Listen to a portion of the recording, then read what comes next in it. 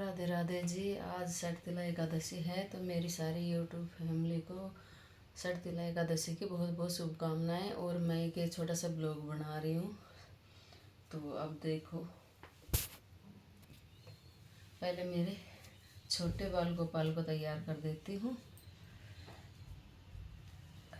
नहला धुला दिया, कपड़े पहना दिए और ये बैठा दिए कान्हा जी।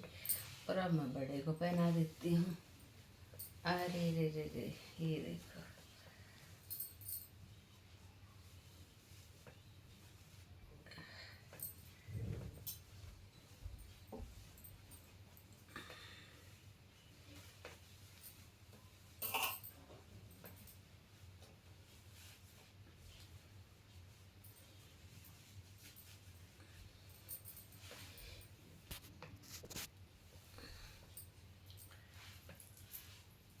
पहना दी है ड्रेस, बहुत सुंदर सी नई ड्रेस है। आज बिल्कुल सिल्क पहनाई है। ये पहना दिया, ये कंगन पहना दिए। अरे मेरे बाप, और ये मोर मुकुट। ये अरे ले भैया, थोड़ा सा सेट करना पड़ता है।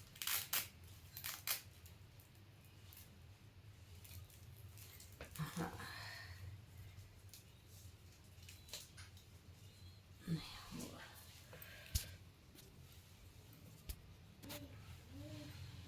ये मुकुट पहना दिया है, सुंदर सा हो गए हैं तैयार। राधे राधे जी। और अब कहानी और सुनाएंगे। अब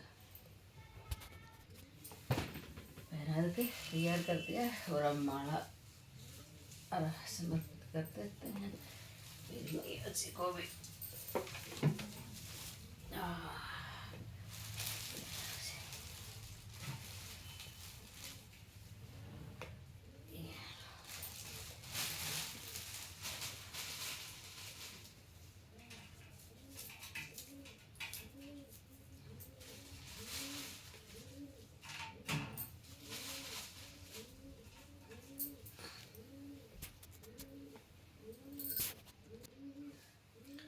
बोलो विष्णु भगवान की जय।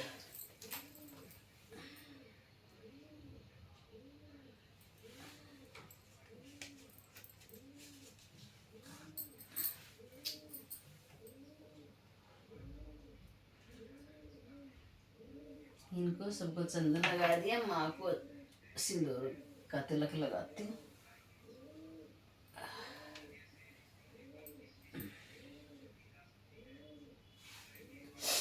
बोलो विष्णु भगवान की जय। और अब मैं एकादशी की व्रत कथा पढ़ती हूँ। बोलो विष्णु भगवान की जय। माघ मास के कृष्ण पक्ष की एकादशी को षटतिला एकादशी कहते हैं। इस दिन भगवान विष्णु भगवान की पूजा की जाती है। इस दिन काले तिल और श्यामा गाय के दान का विशेष महत्व है। शरीर पर तिल के तेल की मालिश, तिल से स्नान, तिल से जलपान तथा तिल के पकवान की इस दिन विशेष महत्व है। विधि पूर्वक यह व्रत करने वालों को रोगों से मुक्ति मिलती है और सुख समृद्धि होती है। एक समय दाल भैरव ऋषि मुनि महर्षि पुलत्स्य से पूछा, हे महाराज, मृत्यु लोक में मनुष्य ब्रह्म हत्या और अनेक महापाप करते हैं। प्राय धन की चोरी, दूसरे की उन्नति को देखकर ईर्ष्या करते हैं तथा उनके अनेक प्रकार के व्यसनों से में फंसे रहते हैं, फिर भी उन्हें नरक प्राप्ति नहीं होता। इसका क्या कारण है? न जाने कौन सा दान अथवा पुण्य करते हैं जिससे उनका पाप नष्ट हो जाता है। ये सब कृपा पूर्व कहिए।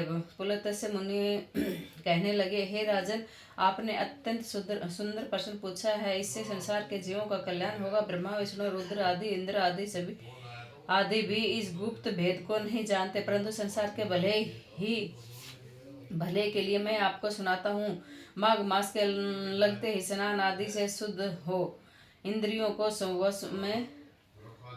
वश में करके काम, क्रोध, लोभ, अहंकार, ईर्ष्या, अभिमान त्याग कर भगवान का स्मरण करना चाहिए। पुण्य नक्षत्र में गोबर, कपास, तिल मिलाकर उनके कंडे बनाने चाहिए। उन उपलों में से 108 बार हवन करना चाहिए। 108 बार हवन करना चाहिए। उस दिन मूल नक्षत्र को के हो, उस दिन मूल नक्षत्र हो, साथ ही एकादशी तिथि भी हो और भी श्रेष्ठ है। स्नान आदि नित्य क्रिया से निवृत्त होकर देवाधिदेवा श्री भगवान विष्णु का पूजन और एकादशी का व्रत करे। रात्रि को जागरण करना श्रेष्ठ है। उसके दूसरे दिन धूप दीप नवद आदि से भगवान का पूजन करके खिचड़ी का भोग लगावे।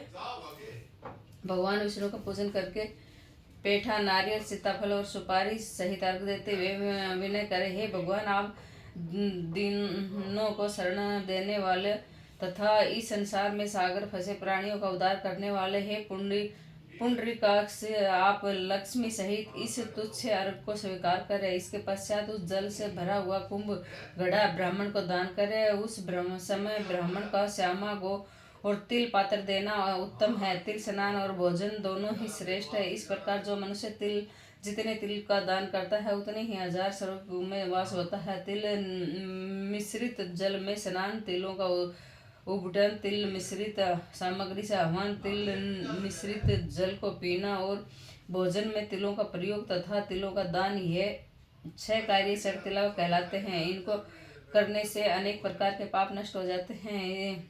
इतनी कथा कहकर पुलत्य ऋषि कहने लगे कि हे, एक समय नारद जी ने भी भगवान विष्णु से यह प्रश्न पूछा था और भगवान ने षटतिला एकादशी का जो महात्म्य नारद जी से कहा था वह मैं तुमसे कहता हूँ। भगवान विष्णु कहने लगे, हे नारद मुनि, मैं आंखों देखी एक सत्य घटना कहता हूँ, तुम ध्यान पूर्वक सुनो। प्राचीन काल में मृत्यलोक में एक ब्राह्मणी रहती थी। वह सदैव व्रत करती थी। एक समय वह एक मास तक लगातार व्रत करती रही। इससे उसका शरीर अत्यंत दुर्बल हो गया। यद्यपि वह अत्यंत बुद्धिमान थी, फिर भी उसने कभी देवताओं के निमित्त धन तथा अन्न का दान नहीं किया। इससे मैंने सोचा कि ब्राह्मणी ने व्रत आदि से अपना शरीर शुद्ध कर लिया और उसको विष्णु लोक तो मिल ही जाएगा, परंतु इसने कभी भी अन्न दान नहीं किया। इससे इसकी दृष्टि होना कठिन है। ऐसा सोचकर मैं भिखारी बनकर मृत्युलोक में उस ब्राह्मणी के पास गया और उससे भिक्षा मांगी। वह बोली, हे महाराज, आप यहाँ किस लिए आए हो? मैंने कहा, हे ब्राह्मणी, मुझे भिक्षा चाहिए। इस पर उसने एक मिट्टी का ढेला मेरे भिक्षा पात्र में डाल दिया। मैं उसे लेकर स्वर्ग लौटा। कुछ समय बीतने पर वह ब्राह्मणी शरीर त्याग कर वह स्वर्ग में आई। मिट्टी का दान करने से उस ब्राह्मणी को स्वर्ग में सुंदर महल मिला, परंतु उसने अपने घर को अन्न आदि सामग्रियों से शून्य पाया। तब वह मेरे पास आकर बोली, हे भगवान, मैंने तो अनेक व्रत आदि द्वारा आपकी पूजा की, परंतु फिर भी मेरा घर अन्न आदि से शून्य क्यों है? मैंने कहा, पहले तुम अपने घर जाओ। देवताओं की स्त्रियां तुम्हें देखने के लिए आएंगी। उनसे षटतिला एकादशी का पुण्य और विधि सुन लेना, तब ही द्वार खोलना। भगवान ने ऐसे वचन कर वह अपने घर आ गई। जब देवी स्त्रियां आई, उन्होंने द्वार खोलने के लिए कहा तो ब्राह्मणी बोली, हे कि आप मुझे देखने के लिए आई हो, तो सबसे पहले षटतिला एकादशी का महत्व कहिए। तब उनमें से एक देवी स्त्री ने षटतिला एकादशी का महत्व कहा सुनाया। ब्राह्मणी ने महत्व सुनकर घर का द्वार खोल दिया। देवांगनियों ने देखा कि वह न तो गांधवी है और न ही आसुरी वर्ण सांसारिक वृद्धा है। उस ब्राह्मणी ने देवियों के कथानुसार षटतिला का एकादशी का व्रत किया। इसके प्रभाव से वह देवी देवताओं के समान सुंदर रूपवती हो गई तथा उनका घर अन्य धन्य समस्त सामग्रियों से भरपूर हो गया। बोलो विष्णु भगवान की जय। बोलो एकादशी माता की जय। ओम जय जगदीश हरे, स्वामी जय जगदीश हरे। भक्ति जनों के संकट मुनि बड़ा दूर करे। ओम जय जगदीश हरे, जो धावे फल पावे। दुख से मन का दुख से मन का सुख संपत्ति गरिया, कष्ट मिटे तन का। ओम जय जगदीश हरे, माता पिता तुम मेरे शरण जाओ। शरण जाओ मैं किसके तुम बिन हारन दूजा प्रभु।